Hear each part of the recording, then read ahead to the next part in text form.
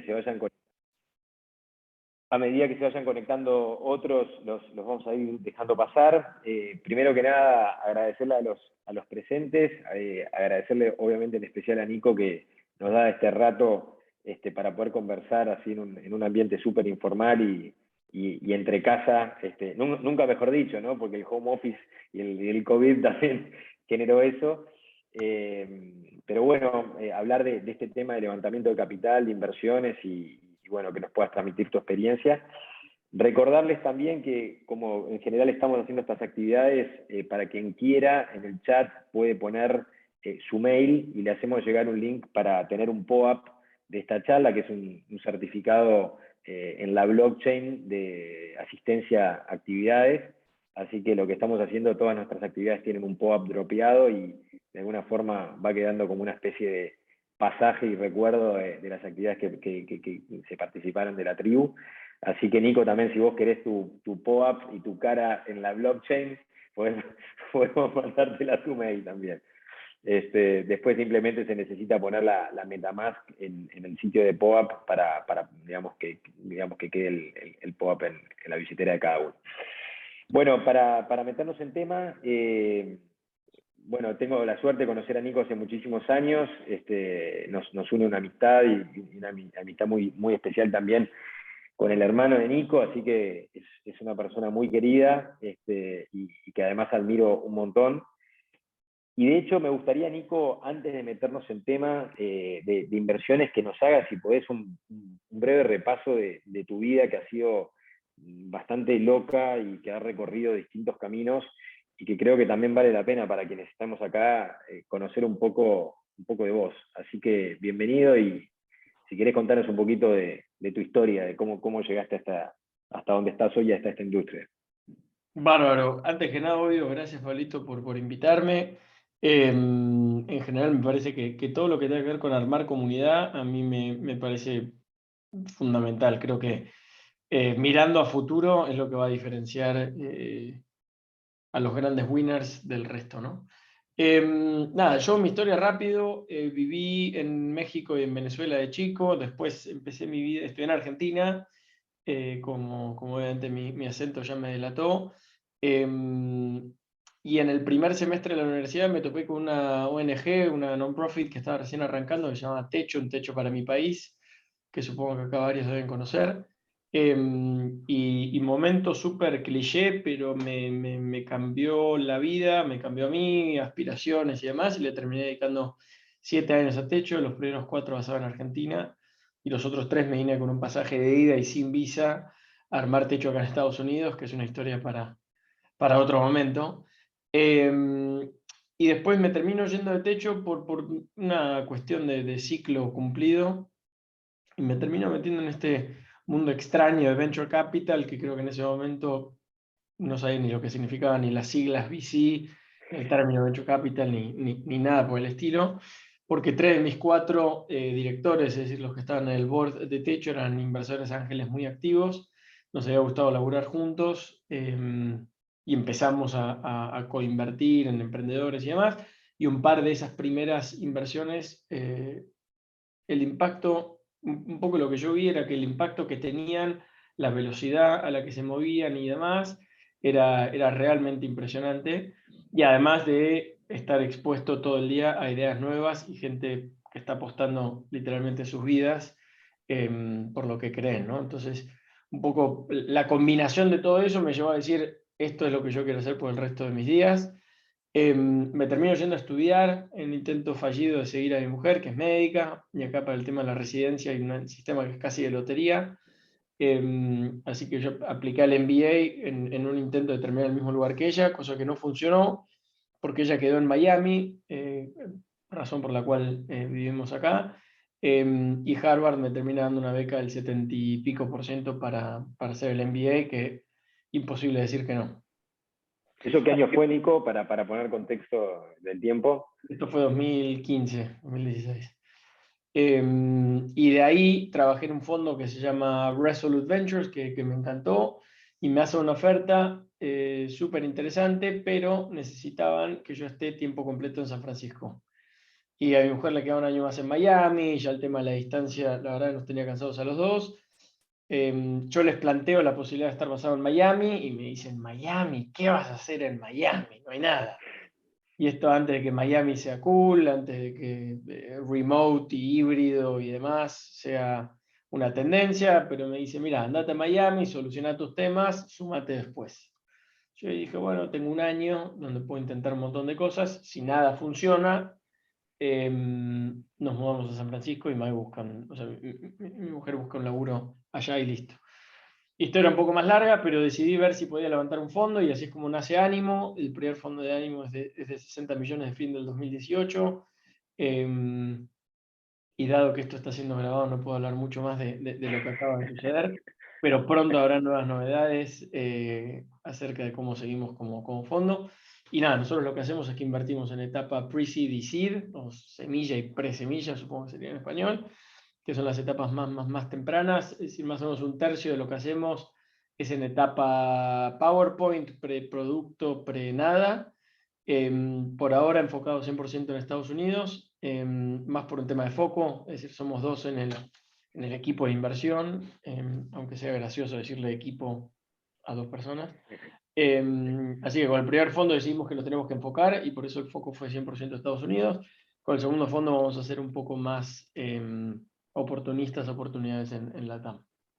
Y eso, Nico, de esos 60 millones de dólares de este primer fondo, ¿ya están todos invertidos o en realidad están buscando, digamos, más emprendimientos para ese fondo? Del primer fondo nos quedan una o dos compañías nuevas para invertir desde el primer fondo. En términos de capital total invertido es un poco distinto, porque, y quizás esto ya sirve como un primer dato para compartir, que por ahí no se sabe mucho, que es que los fondos de VC, de Venture Capital, suelen reservar una parte, y depende de la estrategia de cada fondo, cuánto invierten en capital como primeras inversiones y cuánto se reservan para hacer follow-on o seguir invirtiendo en las compañías que les está yendo bien. En nuestro caso apuntamos a que eso sea más o menos 50 y 50, es decir, vamos a invertir más o menos 30 millones de dólares en 30 compañías, más o menos, y guardar los otros 30 millones para, no sé, las 15, 18 que les vaya mejor. Ok. Sí, algo metiéndonos en tema y buenísima la introducción. Digamos, obviamente vos ahora estás en el lugar en donde muchos emprendedores, soñadores, gente que tiene una idea, incluso gente que no ejecutó, pero tiene un PowerPoint, como decías, digamos, se enfrentan a la situación de llegar a vos, ¿no? Y tratar de explicarte la idea y convencerte como para decir, bueno, vale la pena invertir acá. Digamos, ¿qué es lo que vos mirás, o si lo pudieras generalizar en los venture capital en general, qué son las cosas más importantes que se ven, que se analizan al momento de, digamos, sea esa reunión o ese mail en frío, o, digamos, cuáles son esos datos que te dicen esta persona si vale la pena o este proyecto? ¿Qué es lo que mirás? Mira, voy a abstraerlo primero a la industria y después si querés nos metemos un poco más a nosotros en particular. A nivel general, te diría, yo creo que hay como tres grandes tipos de inversores de VC, ¿no? Aquellos que se enfocan mucho en mercado, ¿no? Y por lo general suelen ser bastante transparentes y vocales en cuál es sus tesis, sus ideas, ¿viste? Hoy casi todos los VCs sacan blogs y newsletters y tuitean y demás, y hay muchos que tienen como grandes tesis macro, como puede ser, no sé, Sequoia es uno de ellos, Fred Wilson en Union Square Ventures y demás. Entonces, ellos lo que están buscando justamente es, ellos desarrollan cierta convicción de alguna tendencia macro y buscan a los mejores equipos dentro de eso. El segundo tipo, si querés, de VC son aquellos que te dicen, mira, yo mucho la macro no la entiendo, pero cuando veo un producto realmente especial, entiendo, es decir, puedo elegir cuáles son los productos que van a ganar. En ese bucket tenés a fondos como Kleiner Perkins, que fueron los que hicieron Slack a una evaluación de tipo 200 veces revenue, cuando todo el mundo decía, estás en pedo, ¿cómo vas a invertir en estos términos? Y ellos dicen, es que nosotros entendemos el producto y es un producto superior. fueron los mismos que también, en el momento que invirtieron en Figma, todo el mundo medio que se les rió por las valuaciones a las que invirtieron. Y yo dije, mira, nosotros entendemos que Figma es un producto superior. Pero no entiendo bien la macro, si esto va para acá, no va para acá, pero yo entiendo que este producto va a cambiar el mundo.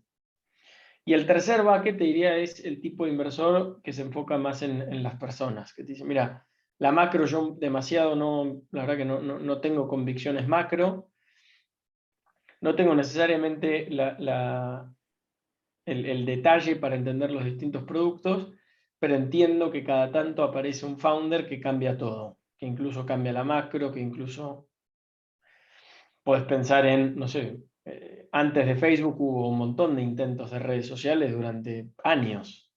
Sí, sí. Y al final Zuckerberg fue el que lo cambió todo, ¿no? Entonces, o mismo Slack, para volver al ejemplo, vos podrías haber tenido toda una tesis macro de no sé, herramientas de colaboración, de comunicación y qué sé yo, pero Slack empezó como una compañía de gaming. Los primeros 70 millones de dólares que levantaron fueron como una compañía de gaming. Y en la último minuto, cuando se estaban a punto de quebrar, hacen el pivot a lo que hoy conocemos como Slack. Y eso lo genera un founder único. Entonces, de vuelta, vos podrías haber pensado en el producto, podrías haber pensado en el mercado, pero son esos casos donde el founder triunfa, ¿no? Entonces, dentro de esos tres, si querés, buckets, me parece que como emprendedor es importante entender a quién le estás hablando. O sea, ¿No? el fondo con el que estás hablando, ¿cuál de estos perfiles tiene? Eco. Porque ahí podés entonces enfocar parte del pitch más hacia un lado o hacia el otro. Es decir, Dale, dale. algo de ruido, perdón. Entonces, si Dale. vos entendés que hay un VC que está obsesionado con tema producto y quizás vale la pena dedicarle más tiempo al producto y por ahí dedicar, no sé si tenés media hora, por ahí dedicarle 15 minutos en un demo, si es que ya tenés un MVP o lo que sea. Dentro de esos tres, y un poco por la etapa en la que nosotros invertimos, nosotros estamos en el tercer bucket, que es como nosotros nos enfocamos mucho en el tema del equipo. Entonces ¿Y ahí somos qué gente. miran? En particular, digamos, ¿cuáles son las características que le hacen decidir si entrar o no en un proyecto? Mira, te voy a dar una respuesta que no es respuesta, pues si tuviese la respuesta mi laburo sería muy fácil, cosa que no lo es. Un poco lo que estás buscando es, hay cierta característica que tienen, yo creo, los mejores founders, que es esto que nosotros a veces nos referimos como de magnetismo. Y eso es importante porque al final como founder al principio estás vendiendo todo el día y todo el día tenés que estar atrayendo recursos. Recursos humanos porque tenés que lograr que los primeros 3, 5, 10 locos, literalmente locos, decidan renunciar a lo que sea que estén haciendo y que se sumen a lo que vos estás haciendo. Obviamente necesitas clientes y muchas veces, sobre todo si es más en el mundo enterprise y le estás vendiendo a empresas tipo B2B, y es difícil lograr que una empresa te compre un producto, un servicio a vos que sos una startup de 3 personas, ¿no? Porque o sea, las chances de que vos falles o que tengas algún problema son muy altas. Y tres, obviamente, es que vas a necesitar, en el tipo de emprendimientos que estamos hablando, seguramente vayas a necesitar capital. Entonces, hay esta habilidad de poder atraer cosas que nos parece bastante importante. Un test relativamente fácil que nosotros intentamos preguntarnos es, che, si yo no estuviese construyendo ánimo, ¿renunciaría? O si estuviese haciendo cualquier otra cosa, ¿dejaría todo para ir a trabajar para esta persona? ¿Me veo los próximos 5, 7, 10 años laburando con esta persona? Entonces, ese sí que Esa pregunta se la hacen. sí, total. Porque al final, esas primeras 3, 5, 10 contrataciones se van a hacer literalmente esa pregunta. Entonces, nosotros la tenemos que poder contestar. Eso por un lado. Por otro lado, intentás ver destellos de grandeza o algo que te indique que ese founder es realmente especial. Y ojo, hay un montón de maneras. Te puedo decir, no, yo fui campeón mundial de no sé, de curling, ¿viste? Que tiras la piedra y vas con el cepillito en hielo. No importa, el otro día conocí un jugador que era top 3 en el mundo durante 2 años de solitario online. Pero estás buscando ciertas maneras. ¿Por qué? Porque la distribución del talento en el mundo startup, en el mundo founders, sigue es una curva como exponencial.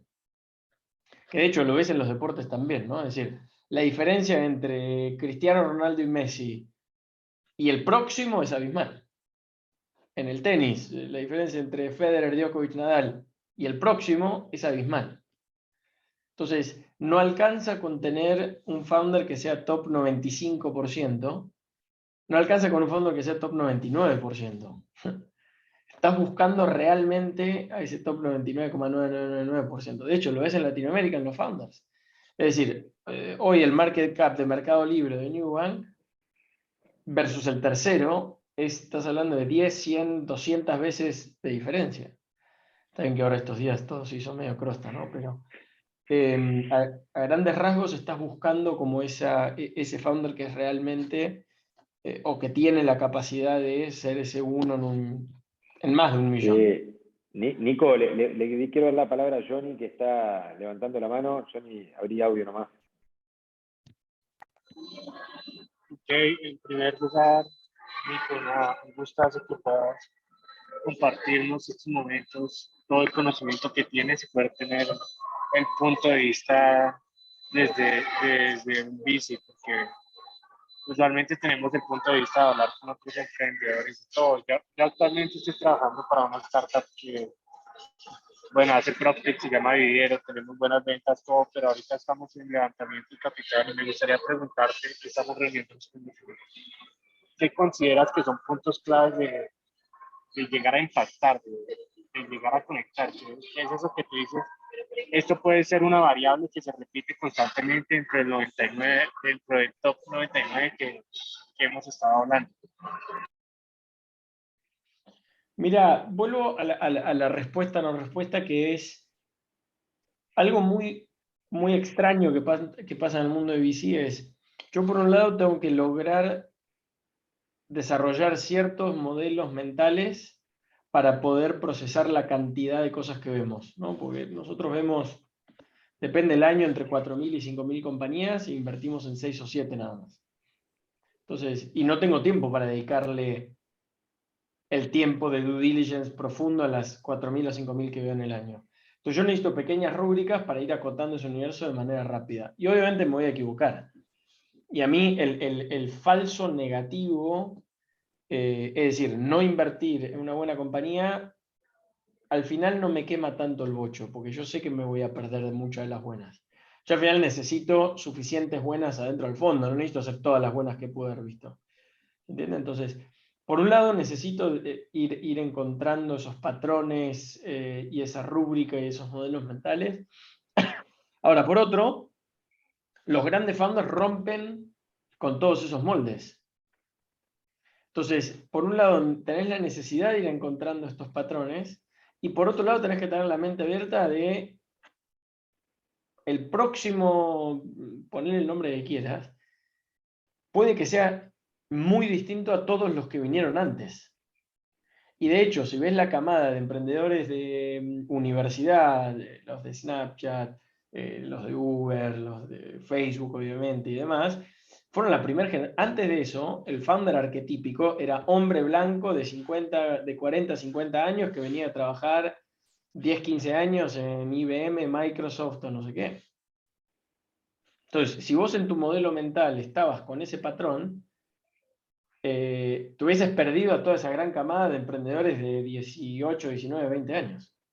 Sí, Nico, perdona que te corte, pero creo que complementa. O sea, al final del día, mucho de lo que nos estás hablando tiene que ver con un tema, este magnetismo, con un tema actitudinal. O sea, no solamente el proyecto tiene que tener un buen fit para ustedes en, no sé, en la solución que ofrece, etcétera, pero digo, el entusiasmo del emprendedor al momento de pitchar, de vender, de convencer, digo, juega una parte importante del partido, ¿no? O sea, es que va por ahí.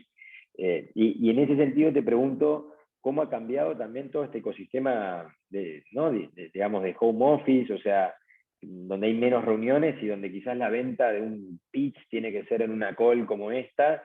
Digo, ¿cómo ha cambiado desde el lado también tuyo al análisis, ¿no? Donde uno se pierde muchas cosas hasta del gesto, del olor, de la mirada, de esos pequeños detalles semióticos que también me parece que pueden ser importantes en la lectura de una persona. ¿Cómo cambió eso? Mirá, yo no soy muy fan del Zoom only. Yo creo que Zoom es increíblemente eficiente, ¿no? Porque nos permite, por ejemplo, hacer esto con 12 personas en todo el lado de Latinoamérica a la vez. No creo que es muy eficaz. Es decir, a la hora de construir confianza y demás, creo que no es una herramienta particularmente buena. Entonces, yo sigo metiéndole mucho a la parte en persona. Entonces, obviamente hubo un periodo de COVID que eso no se pudo, pero yo, por ejemplo, la semana que viene estoy viajando y la semana anterior viajé. Y me parece que hay todo un componente humano que me parece que sigue siendo muy importante. Entonces, ¿qué cambió? Creo que el top of funnel se agrandó un montón para ambas partes. ¿No? Porque vos antes, si estabas en Montevideo y te querías juntar, no sé, que en ese momento los VCs estaban más en Buenos Aires que en Montevideo, y medio que tenías que ir a Buenos Aires, armarte 3 días de reuniones, volver después 2 semanas después, y digo, Palito, vos lo has hecho durante años, que tenías que ir y pagarte el pasaje, y dormir en algún lado, y el top of funnel estaba muy reducido porque tenías un constraint, o tenías limitaciones geográficas y de tiempo, porque además mismo en las reuniones te tenías que trasladar. Si una reunión era en Microcentro y la otra en Palermo y la tercera en Nordelta, perdiste todo el día en esas 3 reuniones. El Zoom puedes hacer de media hora, puede ser 14, 16 en el día. Entonces el top of funnel para el emprendedor, hoy ya no le tenés que pichar solo los VCs que están en Buenos Aires. En un día le podés pichar a todos los VCs de Latinoamérica o que tienen un interés de Latinoamérica. Y viceversa. Yo ahora ya no tengo que interactuar, no puedo, o sea, puedo no solo interactuar con los emprendedores que están en cualquier lado, es decir, no dependo de ir a New York y juntarme solo con los founders que veo esa semana en New York. De acuerdo. Entonces creo que subió el Sí, volumen y creo que se hace más difícil la parte de generar esta confianza. claro. Levanto una pregunta acá de Gastón en el chat. Dice, ¿cuál es el peso del cap table a la hora de invertir? ¿Se puede especificar un poco más la pregunta? No sé si entendí del todo. Bueno, imagino que es, digamos, al momento de ustedes... Dale, Gastón. Mejor. Perdón. Buenas tardes, Dale. que estoy con el bebé AUPA y bueno, no sabía cómo si iba a poder participar así con audio. La pregunta es, nosotros por ejemplo recibimos inversión, pero digamos el cap table nuestro se nos ha ido reduciendo, es el porcentaje de accionario que tenemos los founders. Seguimos teniendo como el control total de la compañía, pero digo, hemos perdido porcentaje, sobre todo cometiendo errores de principiante que hoy los miro y si empezara de nuevo un emprendimiento no lo haría, como por ejemplo ceder un porcentaje en una etapa muy temprana de la empresa para poder lograr que venga una de esas personas, uno de esos locos que confía en nosotros que no le podíamos pagar el sueldo, por ejemplo. Entonces, bueno, ¿qué peso le dan ustedes como VCs a ese cap table de la empresa? Esa sería la pregunta, no sé si se entiende. Sí, gracias por el detalle. Mucho. Es decir, yo creo que un mal cap table puede matar a una compañía. Porque al final, el cap table Expliquen un poco, Nico, explica por si alguien no sabe qué es el cap table. O sea, claro, el cap table, a grosso modo, es cómo se reparten las acciones o los porcentajes del ownership de una compañía, ¿no? Que obviamente cada vez que levantas capital, emitís nuevas acciones, entonces estás vendiendo un porcentaje de la empresa, ¿no? Eso es importante anotar, que es que nosotros como VC siempre tenemos ownership en la compañía, es decir, te vaya bien o mal, a nosotros nos va a ir bien o mal. Y estamos alineados si nos va bien y estamos desalineados si nos va mal. Es decir, es distinto un prestamista, que si a vos te va mal, él puede zafar igual. Porque cobra antes o te puede forzar un montón de cosas. Nosotros solemos tener equity. A veces están estos instrumentos como de deuda convertible y demás que, si quieren, nos podemos meter en esa parte un poquito más técnica, pero al final el comportamiento de esos instrumentos es parecido como si fuese equity, ¿no? Entonces, ¿por qué un mal cap? Y cuando digo mal cap table, es que al final el cap table debería reflejar la realidad, ¿no? Entonces, tener a alguien que vino y, no sé, para seguir un poco la anécdota de Gastón y desarrollando, inventando un poco, ¿no? Pero digo, esa persona que vos te morías de ganas de que venga, ¿no? Pero no tenías para pagarle, que yo le diste 10% de la compañía, y el flaco estuvo 6 meses, y después se fue y nunca más hizo nada, y ese 10% no refleja la realidad con la contribución de esa persona a la empresa. Y el día de mañana la empresa empieza a crecer y vos vas a necesitar equity para la gente que sí va a estar y se va a estar pelando las pestañas día y noche con tal de hacer que la compañía le vaya bien. Y después te termina pasando que se empiezan a torcer los incentivos. Porque vos como founder estás en el año 7, estás totalmente quemado porque venís de laburar 100 horas por semana, 7 años seguidos, estrés, ¿viste?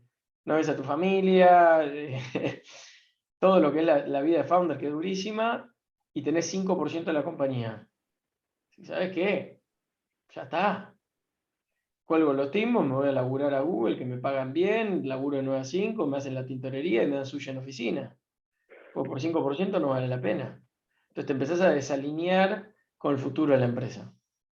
Ahora, lo bueno es, muchos de esos errores que describía Gastón son corregibles. Son dolorosos de corregir, pero son corregibles. Y muchas veces pasa también que, no sé, levantaste $100.000 de angels locales y te pusieron una evaluación que te mataron. ¿Viste? No sé, te pusieron una evaluación de $500.000 y por $100.000 se quedan con el 20% de la empresa. Todo eso se puede corregir. El tema es que va a ser doloroso, porque vos lo vas a tener que llamar 2 años después a Pepito, que te puso un cheque de $10.000 cuando no era nadie, y le vas a tener que decir, Pepito, yo estoy muy agradecido, la verdad, tu apoyo en el día cero y demás, pero yo ahora no sé, del 2% que tenés, te voy a tener que diluir al 0,2% o al 0,002%. Porque si no, esta ronda de capital, que es importantísima, no se va a hacer. Y Pepito se va a enojar. Y hay chances que Esto pasa muy frecuentemente, ¿no? O sea, este caso exacto lo ves todas las semanas, imagino. Sí, creo que me parece que conversaciones como estas, y hay mucho contenido online, así que quizás otro pequeño consejo es hagan mucha tarea antes de salir a levantar capital. Hay mucho muy buen contenido online. Hay un buen libro de Brad Feld que se llama Venture Deals, que explica todo esto en un librito de 200 páginas, fácil de leer, muy táctico, muy fácil, que explica todas estas distintas cosas. YC tiene un montón de blogs, muchos de los VCs han publicado un montón de cosas. Así que, por un lado es prevenible, haciendo la tarea, y por otro lado es corregible, aunque lleva un poco de dolor. Nico, se me viene una pregunta que capaz que a muchos les ha pasado, les pasa o les pasará, que es cómo cuando estoy en fase pre-seed, como decías vos, tengo un PowerPoint con una idea que me parece fabulosa, cómo evaluar, digamos, la empresa que todavía no es empresa y, digamos, y en función de esa evaluación, la inversión de un tercero, ¿no? Como para decir, bueno, con qué parte se queda en función de qué inversión. Digamos, ¿qué sugerencias vos nos podés dar para decir, bueno, esto sí vale $500.000 y estoy buscando 100.000 a cambio del 20%? O sea, ¿cómo llegar a ese número? Lo primero es, acá no hay lógica, es decir, porque no es una compañía que tiene nada, como estamos diciendo, está para PowerPoint, no podemos ver revenue, no podemos hacer un modelo de DCF, no podemos hacer nada para llegar a un número con cierta lógica o racionamiento. Entonces, al final del día es el mercado, es decir, ¿quién está dispuesto a pagar por esto? Lo mismo que un cuadro, ¿cuánto vale un cuadro de Picasso? Y qué sé yo, lo mismo que un loco esté dispuesto a ir a Londres a una subasta de Sotheby's y pagar 10, 20, 50, $100 millones. Punto. Entonces, El primer error que yo veo mucho es que el founder salga diciendo ese número. Porque vos no sabés. Porque vos no sos el mercado. El mercado es que está del otro lado. Entonces, quiero levantar a 500.000 de evaluación. ¿Y por qué no 600.000? ¿Por qué no 400.000? Pero ¿quién debería definir el número? Si no es el founder que de alguna forma procesó toda su idea, etcétera, ¿quién pone el número? ¿El VC al que le presenta la idea? Claro, porque al final es el comprador. Entonces, ¿quién pone el precio de un Picasso? El que esté dispuesto a pagarlo. Entonces, si hay una diapositiva que me pone de mal humor en un deck de un coso, es cuando dice estamos levantando a X de evaluación. Y de hecho, siempre pregunto, che, ¿y ese número dónde salió? Y en 100% de las veces se ponen nerviosos. No, bueno. Saquen ese número. Gastón, abrí micrófono nomás. Dale, buenísimo. No, a nosotros lo que nos pasó, hicimos como o sea, levantamos capital en una etapa, te diría que entre pre-seed y seed, más bien seed, de un inversor ángel, acá en Uruguay. Y en realidad nosotros ya teníamos revenue, ya teníamos algo de tracción, entonces más o menos un número teníamos en la cabeza. Después, digo, como todo, creo, terminamos negociando y él, frente a la evaluación que le pasamos, nos la tiró un poco más abajo. Igual nos parecía súper importante tenerlo a él dentro del directorio y aceptamos la oferta. Pero eso, por ejemplo, como validación, yo para saber hoy, tipo, mi empresa vale, no sé, $1 millón, por ejemplo, fue un poquito más en su momento la evaluación. Yo puedo decir que hoy mi empresa en realidad debería valer eso o más porque siguió creciendo después de esa evaluación. O sea, sí y no. Porque por un lado, está bien, tenés mejores métricas. Por otro lado, en los últimos 6 meses, el mercado... Al final todo el mundo mira un poco los comparativos, los comps, como se le dice en inglés, lo que está pasando en los mercados públicos, ¿no?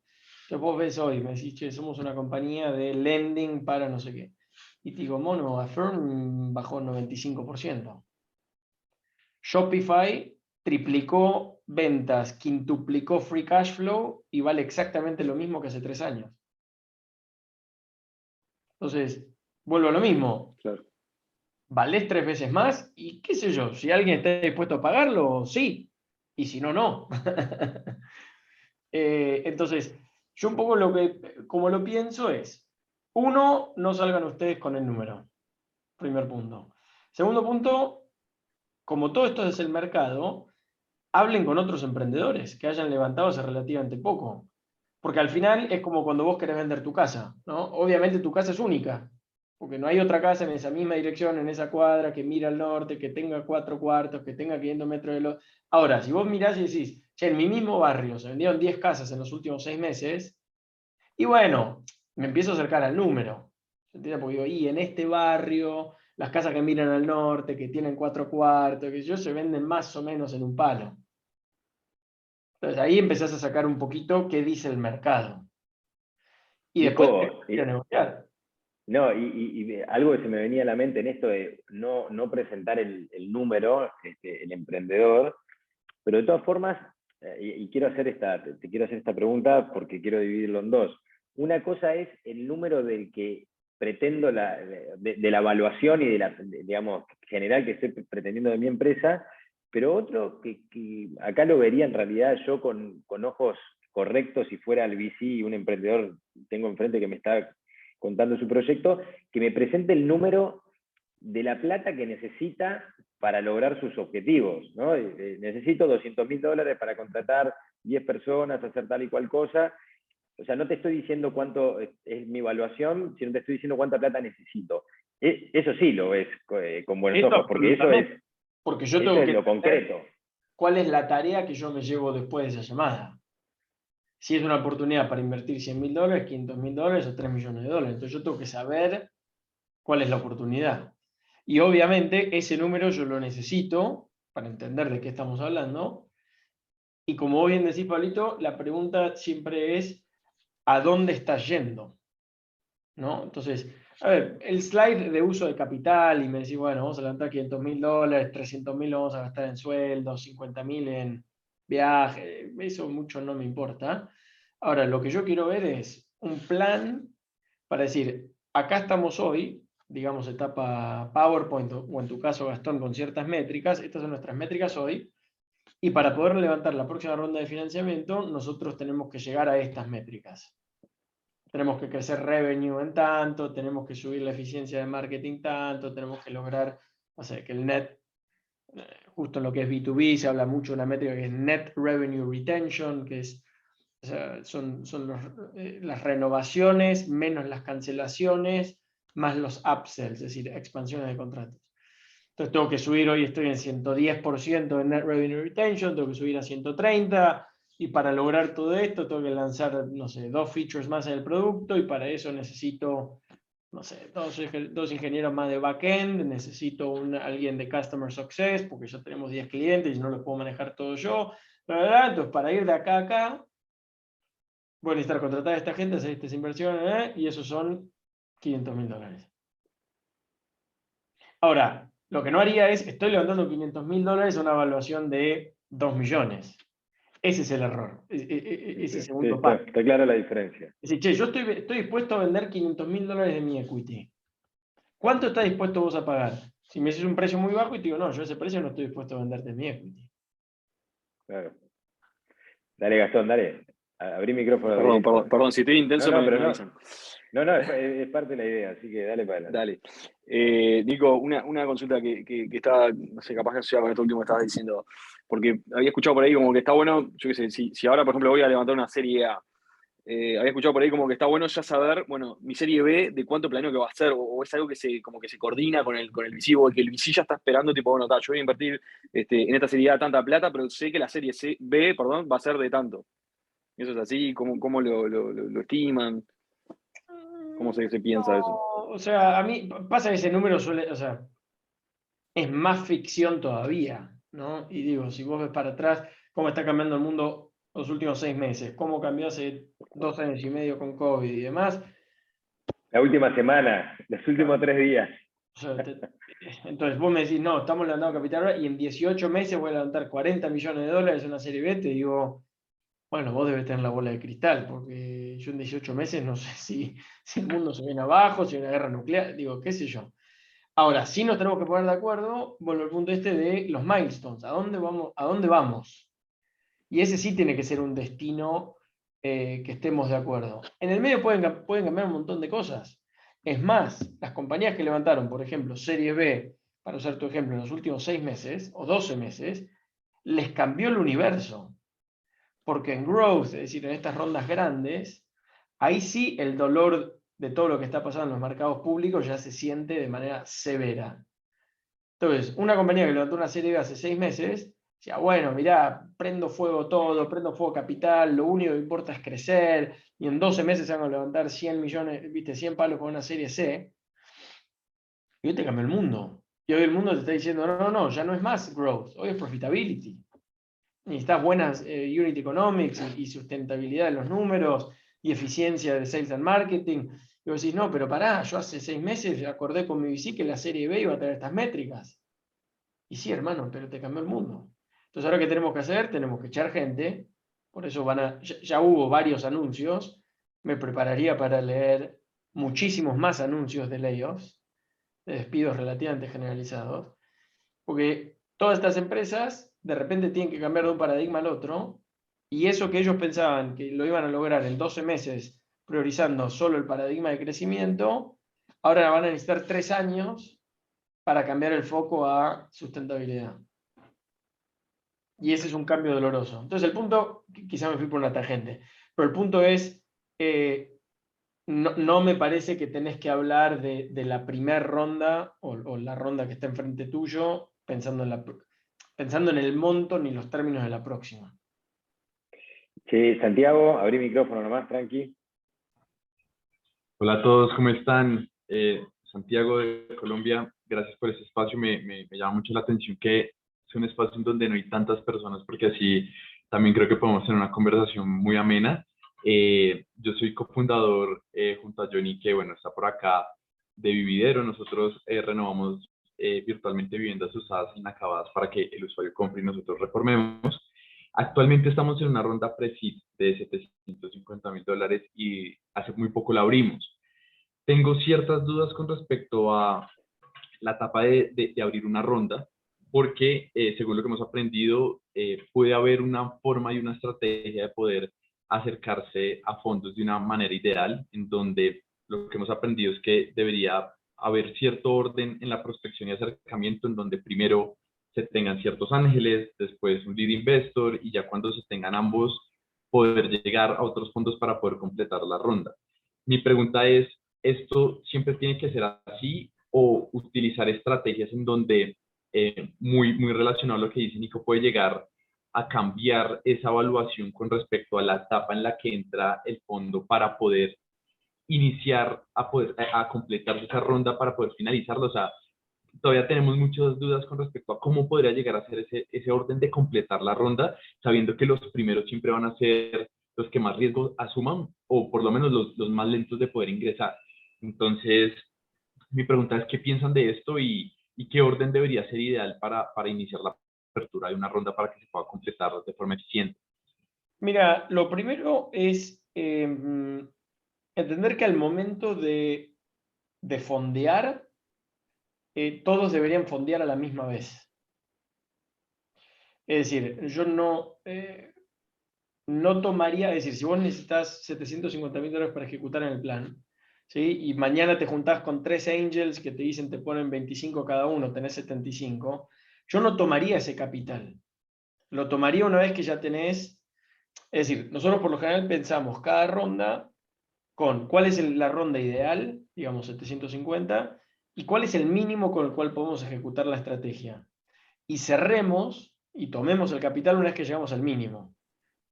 Porque si no, el riesgo ¿cuál es? Ponele que vos tenés estos 3 angels que quieren invertir $75,000, ¿sí? Pero tu mínimo es 500. Vos decís, y mirá, con menos de 500 la verdad que no puedo ejecutar el plan. Ellos fondean los 75 y después no puedes levantar un peso más. Ahí tenemos un momento de mierda para todos. Pues ellos te dicen, no, pará, yo invertí pensando que íbamos a levantar 500, que era lo que necesitábamos para el plan, ahora 75, no podemos contratar ni 2 ingenieros, no podemos contratar a alguien de ventas, viste todo el plan que me vendiste, ahora no podemos hacer nada.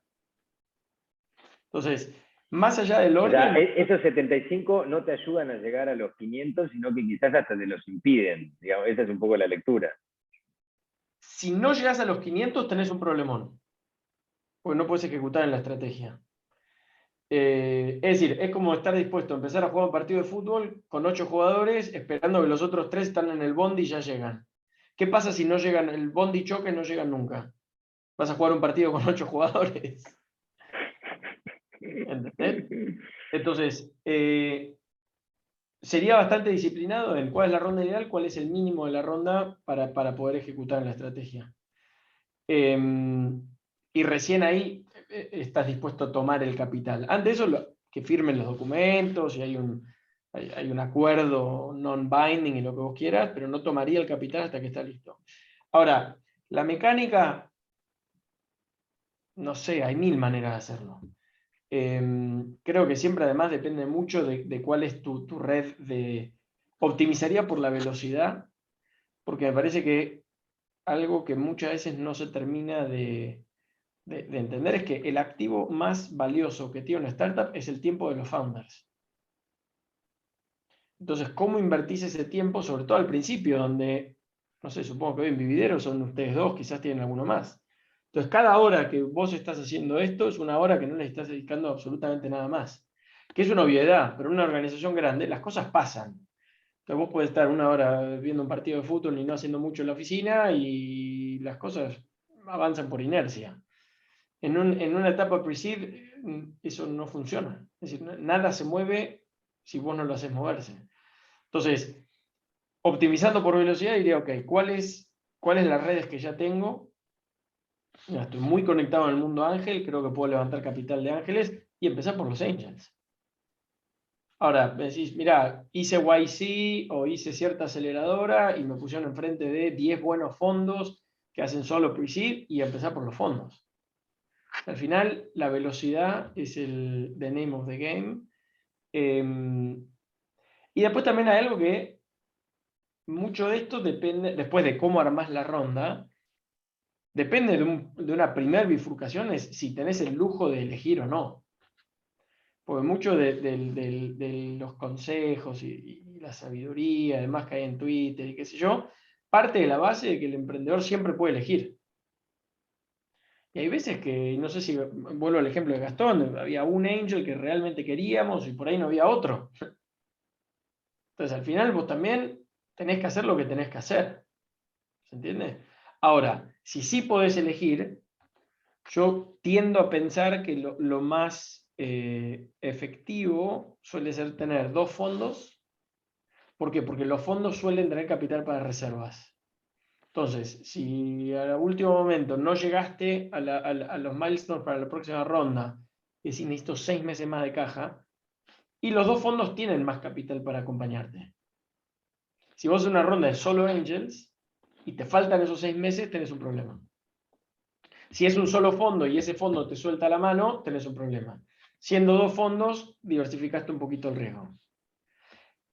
Para mí los angels también son muy importantes. ¿Por qué? Porque la fecha de caducidad del expertise operativo se está volviendo cada vez más corta.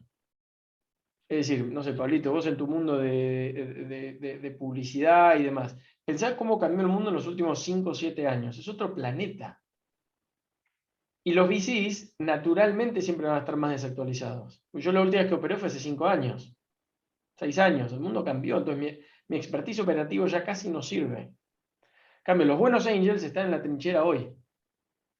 Entonces, el VC te puede proveer funding un poco más estable, te puede proveer perspectiva, porque digo, yo he trabajado a esta altura con decenas de compañías, entonces hay mucho que viene de esa perspectiva, de darle la vuelta y haber hecho esto muchas veces, pero no tengo la granularidad de, che, ¿cómo optimizo SEO hoy? Y no tengo ni idea. Y eso te lo dan a los angels. Entonces, siempre hacer un buen, digo, esto bajo la premisa que podés elegir, ¿no? Si podés elegir, me parece una buena mezcla de dos fondos y algunos angels, me parece que es la combinación ideal. Sí, Nico, aprovechando los últimos 9 minutos, y si alguno tiene preguntas también, ténganselas ahí preparadas.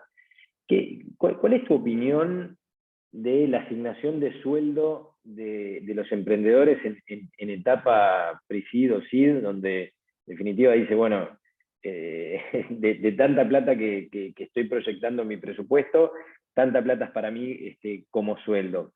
Y te hago la anécdota que hace un par de días tuvimos acá en la tribu a Rubén Sosén, que es uno de los co-founders de Pedido Ya, que todos sabemos hasta dónde ha llegado Pedido Ya, y Rubén nos contaba de tantos meses y tantas situaciones en las que tuvieron que incluso no cobrarse ellos, los founders, el sueldo porque no daba para pagar los sueldos de los otros y ese tipo, digamos, de situaciones. Pero, ¿cuál es tu opinión eso, ¿no? de la asignación del sueldo? Es un tema delicado. ¿Eso es algo que debería partir del emprendedor? ¿Debería partir del grupo inversor? Esa sugerencia de cuánto cobrarse. ¿Qué opinás? Absolutamente parte del emprendedor, y me parece que lo más importante es que se ha charlado.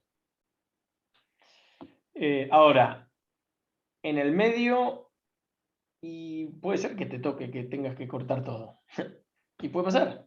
Entonces, y va a haber emprendedores que tienen ese lujo, porque no sé, son solteros, no tienen hijos, se van a vivir a lo de un amigo al sofá y dicen, yo con $100 al mes la hago, ¿viste? Y va a haber otros founders que ese sea el punto en el cual ya no pueden seguir. Porque dicen, no, hermano, tengo 4 pibes, tengo en los colegios, no puedo estar sin cobrar. Entonces, en los momentos de escasez dramática, me parece que es una decisión personal y me parece que cualquier parte donde caigas en ese espectro me parece que está bien. Ahora, en el momento cero, cuando tenés las arcas llenas, ¿no? Acabas de levantar $1 millón o los $750.000 de vividero, ¿cuánto nos asignamos de sueldo? Lo primero que haría es, de vuelta, hablar con tus amigos emprendedores.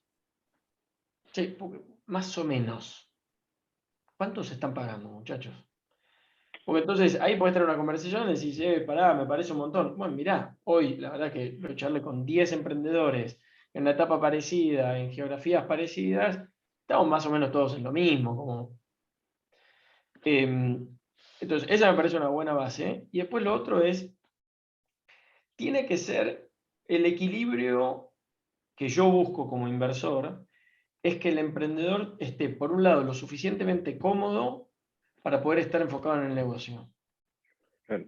Es decir, si el emprendedor no llega a fin de mes y tiene que hacer changas, o duerme mal, o no sé, la familia, viste, lo putea porque no hay un mango, y todo ese estrés, y toda esa ansiedad, y todo eso no lo permite perform al nivel que todos necesitamos que performe. Entonces, tiene que ser suficientemente cómodo para que el founder esté totalmente enfocado en el negocio. Ahora, también tiene que quedar muy claro, y volvemos a los intereses alineados, en que le tenemos que dar la máxima probabilidad a que ese equity, que es la compensación que estamos todos persiguiendo, tenga la mayor chance de valer algo. Entonces, si del $1.000.000 te vas a pagar $300.000 de sueldo, Sos un no, crack. hermano, pero son 2 founders, se pagan 300 cada uno, en 9 meses nos quemamos la guita. Y ahí ya estamos totalmente desalineados, ¿entendés? Porque vos querés ganar bien hoy y yo estoy acá por los próximos 10 años. Entonces, y cualquiera sea el donde caiga, me parece que lo más importante es decir, che, este es un tema delicado, charlémoslo. Yo creo que necesito tanto. ¿Por qué? Porque tengo 4 hijos, tengo los colegas, esta es mi cuenta. Che, Nico, aprovecho si alguien quiere también, ahora el micrófono. Los venture capital invierten siempre buscando que esa compañía a la que están invirtiendo levante una ronda siguiente.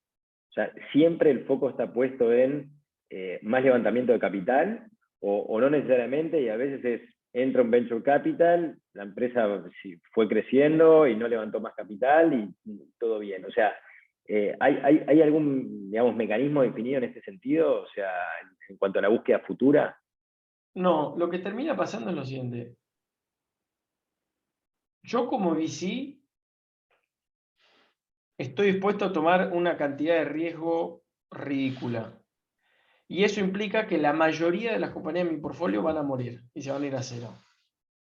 Entonces, ¿Es un 10-1 eso? ¿10-1 más o menos el no, a mí un 10-1 no me sirve, patrón? de hecho. ¿Por qué? Porque yo me invertí en 30 compañías, ¿no? Digamos que 20, 25 van a morir. Yo necesito que 5 paguen todo el resto y mucho más, porque si no, no hay ganancia. Entonces, no es que yo dependo ni busco que las compañías levanten más capital. Es más, cuanto menos capital levantan, mejor, porque todos nos diluimos menos, ¿no? Ahora, ¿qué pasa? Yo me anoto y yo invierto con la perspectiva de que esta compañía puede valer muchísimo. Y es binario. Entonces, o sos el próximo Mercado Libre o te fuiste a cero. Digo Mercado Libre como cosa, ¿no? Pero si en el medio me decís, no, mirá, lo vamos a hacer una pyme, que va a crecer 20% año sobre año y vamos a empezar a repartir dividendos, a mí no me sirve. Ahora, hay algunas compañías que no necesitan levantar más compañías. Zapier, que muchos acá deben conocer y o usar, es de esas compañías que creo que levantó 3, 4 millones de dólares y de ahí fue ¡boom! O sea, pero son muy pocas esas historias. Entonces, al final, no es que yo estoy invirtiendo pensando en la próxima ronda. Yo estoy invirtiendo pensando en cuál es el outcome.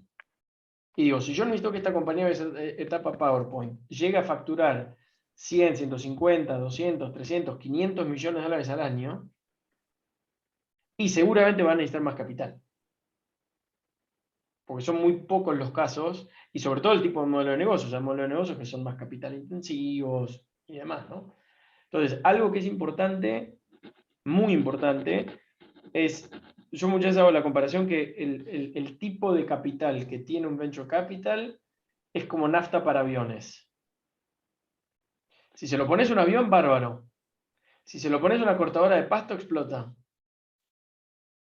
Entonces, tiene que haber un alineamiento entre el tipo de negocio que vos estás queriendo armar y el tipo de capital que le vas a poner. Porque cuando eso está desalineado, es para quilombo. Entonces, si yo invertí con la idea de que, che, acá vamos, viste, binario, vamos, nos comemos a Mercado Libre, viste, 200 palos de revenue en 5 años, y en el medio vos te bajás y decís, nos vamos a quedar con 20 empleados, vamos a facturar $500.000 este año, 600 el que viene, y vamos a repartir, Yo te digo, pará, hermano, me mataste. Yo no me anoté para eso. Sí, Nico, bueno, la verdad que súper interesante. Me quedan 10.000 preguntas por hacerte, la verdad. Yo puedo Imagino seguir que un Nico ratito están acá más, también. 5 o 7 minutos. Si hay preguntas, yo estoy para quedarme. Pero ¿Alguien tiene alguna pregunta y quiere levantar el micrófono? entiendo si no también. Bueno, nada, no, te Nico, yo liberamos. tenía una Dale, pregunta. Yo tengo... dale. No sé si ya Últimas lo dos, hablaron. dale ustedes. No sé si ya lo hablaron, perdón, sí. ¿Qué tesis de inversión utilizan en Animo Ventures? ¿Qué tipo de qué? Perdón, no escuché. ¿Qué tesis de ¿Qué tesis de inversión? inversión utilizan ustedes? De vuelta, no escuché. ¿Qué tipo de mecanismos de vehículo? Tesis, ¿qué No, tesis de inversión? tesis. Tesis. Nosotros somos People First Investors, es decir, nosotros invertimos en founders. Founders, o sea, un poco lo que decimos es founders excepcionales, yendo tras mercados muy grandes, con un approach novedoso o distinto. Y mucho lo que hacemos muchas veces es medio raro, pero creemos que... Y termina pareciendo raro porque en el tercer bucket estas cosas que muchas veces son como muy distintas. Te pongo un ejemplo. Invertimos en una compañía que ahora lo que está haciendo es una especie de open table o de restaurando, es decir, sistema de reservas y reviews para escape rooms, estos cuartos de escape. Que Qué específico. suena como algo ultra de nicho. Ahora, lo que están haciendo ellos es, el founder tiene una tesis de que todas estas comunidades online necesitan un puente al offline. Y él quiere justamente armar ese layer que conecta comunidades offline y online para todas estas comunidades de nerds. Ahora, escape rooms, súper de nicho. 1 billón en Estados Unidos al año. Comic Con, todo lo que viste la gente que va a estas conferencias, son 3-4 billones al año. Hay otra cosa que yo aprendí hace poco a través de esta inversión que se llama LARPing, que se van a un baldío y recrean batallas del siglo XVI. Y hay un long tail de todas estas comunidades que son muy grandes, que hoy no tienen ninguna manera de organizarse. Y él lo que te dice es, yo soy un nerd, te dice él, y no tengo cómo encontrar otra gente para hacer estas cosas. Entonces yo quiero, y estoy solo, entonces muchas de estas cosas, y qué sé yo, por ahí le va a llamar. Pero me parece que es un mercado enorme y el approach es muy novedoso. Otra compañía, es una especie como de Shopify para niños. Básicamente lo que te dicen ellos es, hoy hay una crisis de aprendizaje en los colegios porque los niños no aprenden nada útil. Entonces te dicen, ¿por qué no los hacemos emprendedores? Y así como, no sé, yo de chico vendía pulseritas en la playa, el típico de vender limonada, y que yo decir, hagámoslos emprendedores. Démosles las herramientas, ayudemos a hermanos, y que haya todo un tema de aprendizaje, de marketing, de ventas, de autoestima. Yo soy un CEO. Esa me encanta, Nico. Esa me encanta. La otra no te la puedo bancar. Pero digo, es un approach distinto a pensar en educación y pensar en empoderamiento y educación financiera. Veremos si funciona, qué sé yo. Buenísimo. Sí, había una pregunta más, no sé quién era. Ahora el micrófono nomás.